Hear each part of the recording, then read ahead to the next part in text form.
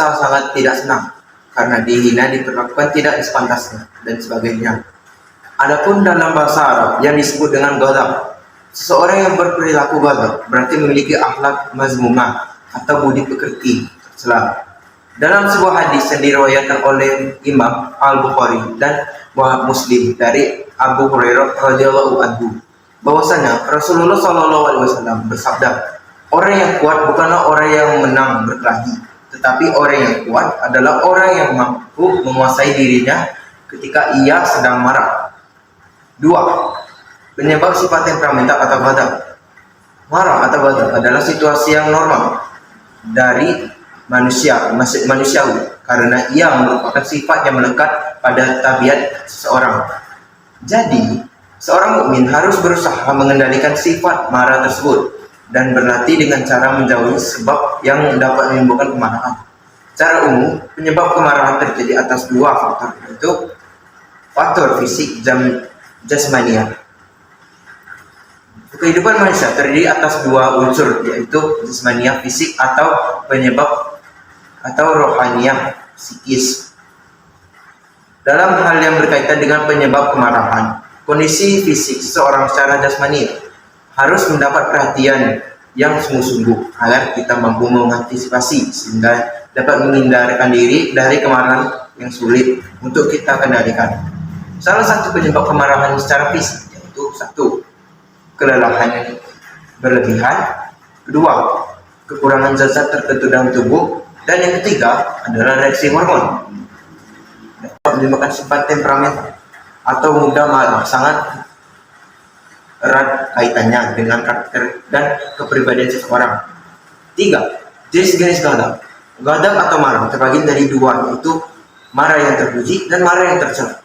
Marah yang terpuji adalah marah yang dilakukan dalam rangka membela diri, kehormatan agama, dan untuk menolong orang yang terzalimi. Dan yang marah tercela adalah sikap yang dilakukan sebagai tindakan balas dendam dari diri sendiri pada orang lain. Meskipun sikap marah tidak dapat dihilangkan sepenuhnya, setidaknya bisa diredamkan, dialihkan. Caranya ialah dengan mengenali nafsu diri sendiri dan menyadari bahwa tidak seharusnya ia tunjuk pada nafsu. 4. Cara menghindari sifat temperamental atau ghadab. Dalam Islam ada hal-hal yang dapat dilakukan untuk menghindari sifat ghadab. Yang pertama, dengan membaca ta'awuz, yaitu a'udzubillahi minasyaitonirrajim, yang artinya aku berlindung kepada Allah dari godaan setan yang terkutuk. Yang kedua, mengubah posisi saat sedang marah. Misalnya saat sedang berdiri, hendaklah kita untuk berduduk. Yang ketiga, berwudu. Yang keempat, saat diam dan tidak berbicara.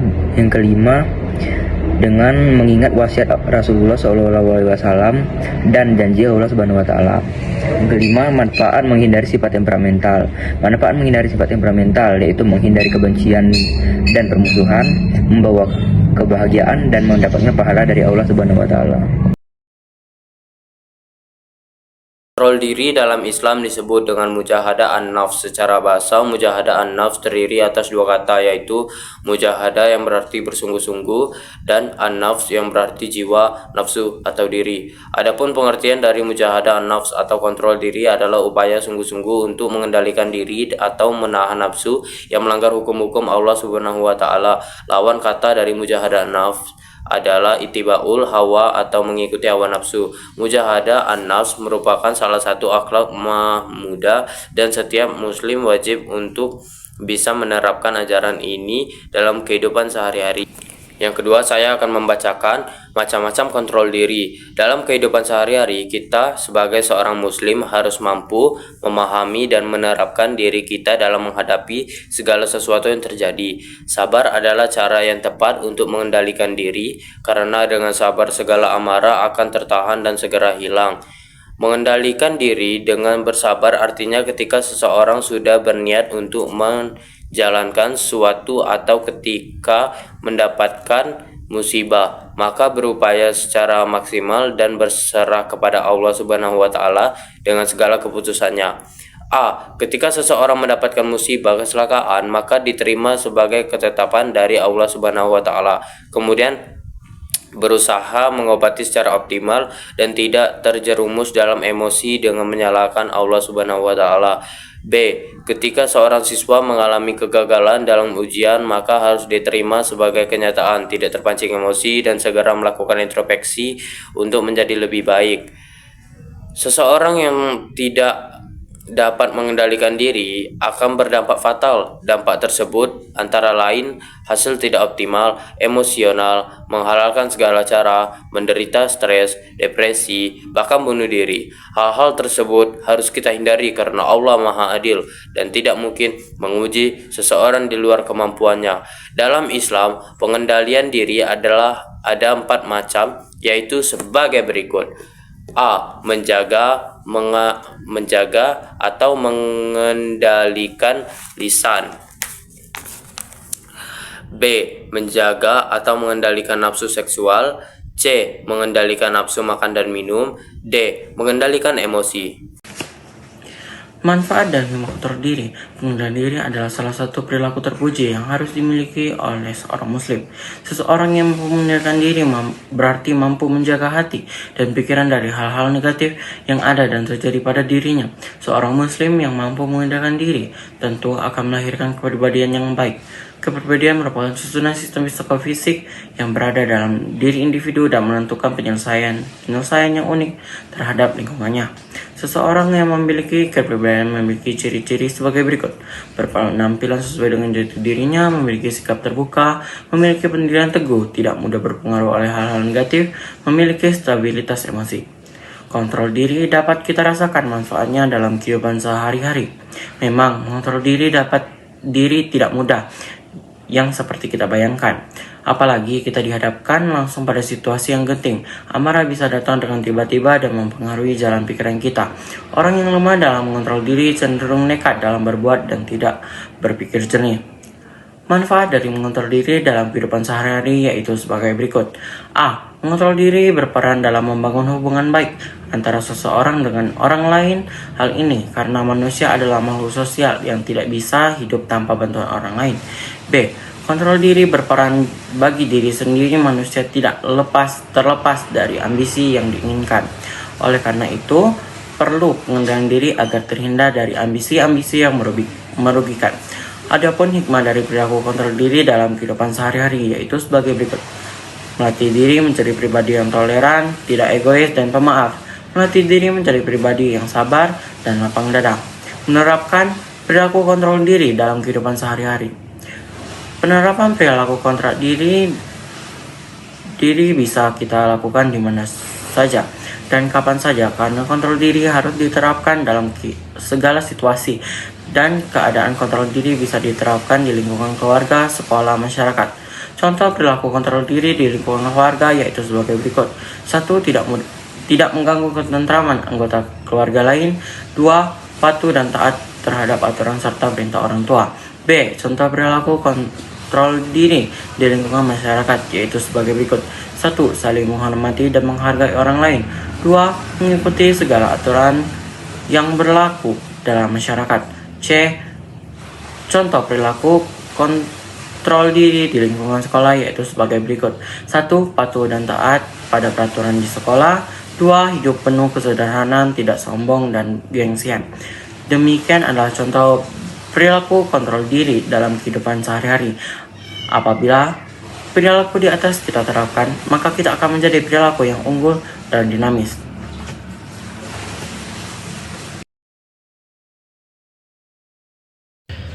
Satu. Pengertian syaja'ah. Menurut bahasa, syaja'ah artinya berani. Syaja'ah adalah sikap berani mengatakan atau membela kebenaran. 2. Implementasi sikap berani membela kebenaran dalam kehidupan sehari-hari dapat diwujudkan dalam perilaku sebagai berikut. A. Berani menghadapi musuh di medan pertempuran. Dalam konteks ini, keberanian yang nyata adalah keberanian sebagaimana yang dicontohkan oleh generasi pertama umat Islam. B. Berani mengatakan kebenaran. Pada tatanan kehidupan saat ini, tidak semua orang berani untuk menyampaikan kebenaran karena khawatir terhadap resiko yang akan ditanggungnya. C. Berani menjaga rahasia. Tidak semua orang mampu menjaga rahasia yang amanah yang harus dijaga. D. Memiliki daya tahan tubuh yang kuat. Seseorang yang memiliki keberanian harusnya diimbangi dengan daya tahan tubuh yang besar karena ia menghadapi kesulitan, penderitaan, dan risiko yang akan terjadi.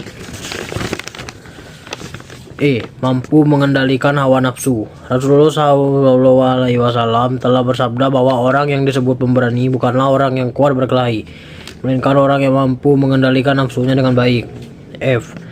Berani mengakui kesalahan. Dibutuhkan keberanian tersendiri agar memiliki jiwa yang besar dan hati yang lapang untuk mengakui kesalahan. Berani objektif menilai diri sendiri. Setiap muslim harus melakukan muhasabah dan introspeksi ke dalam dirinya masing-masing untuk melihat kekurangan dan kelebihan diri sendiri sebelum melihat dan menilai orang lain. Membela kebenaran dalam kehidupan. Syaja'ah atau berani membela kebenaran dan keadilan merupakan jalan menuju kemenangan dalam keimanan. Takut kepada Allah Subhanahu wa taala, keyakinan seorang bahwa setiap yang dilakukan adalah dalam rangka menjalankan perintah Allah Subhanahu wa taala. Mencintai kehidupan akhirat. Dunia bukan tujuan akhir dari seorang mukmin, melainkan sebuah wasilah dan jembatan menuju kehidupan akhir, sehingga tidak ada ketakutan bagi seorang muslim untuk kehilangan kehidupan dunia asalkan ia tidak kehilangan kebahagiaan hidup di akhirat. Tidak takut menghadapi kematian. Kematian adalah sebuah keniscayaan karena semua makhluk hidup pasti akan mati. Tidak ragu-ragu dengan kebenaran. Seorang muslim yang memiliki keyakinan terhadap kebenaran dan keadilan akan siap sedia menghadapi risiko apapun yang mungkin timbul. Oleh kerana itu, dilanjutkan kepada setiap muslim untuk menghindari keraguan-raguan dengan senantiasa berpedoman pada petunjuk ajaran dan norma-norma agama sebelum mengambil keputusan dalam kehidupan. Tidak mentalitis dalam berjuang. Ketersediaan materi memang mutlak diperlukan, tetapi tidak berarti segala-segalanya harus dilaksanakan secara material. Berserah diri dan yakin akan pertolongan Allah Subhanahu wa taala. Orang yang memiliki keberanian untuk berjuang di jalan Allah Subhanahu wa taala tidak akan pernah merasa takut kerana ia akan senantiasa melakukan upaya selayaknya prosedur yang diajarkan agama, yaitu berusaha dengan keras, diimbangi dengan doa, dan selebihnya tawakal atau berserah diri dengan segala ketetapan Allah Subhanahu wa taala. Kristalisasi pendidikan karakter di berbagai lembaga. Bentuk sikap syaja'ah harus dilakukan sejak dini. 4. Hikmah dan manfaat sikap berani membela kebenaran dalam kehidupan. Berani membela kebenaran tidaklah bergantung pada kekuatan fisik, tetapi justru tercermin dalam kebersihan hati dan kekuatan jiwa. Jadi, seorang mukmin yang memiliki sifat syaja'ah akan memiliki kualitas mental dan bersikap dewasa dalam menghadapi semua persoalan. Manfaat bagi keluarga. Keluarga yang mendidik dan membiasakan perilaku syaja'ah bagi semua anggotanya akan hidup dengan tenteram dan nyaman. Manfaat bagi agama, negara dan bangsa. Bangsa yang besar akan terwujud jika masyarakatnya terbiasa dan memiliki budaya berani syaja'ah dalam setiap langkahnya.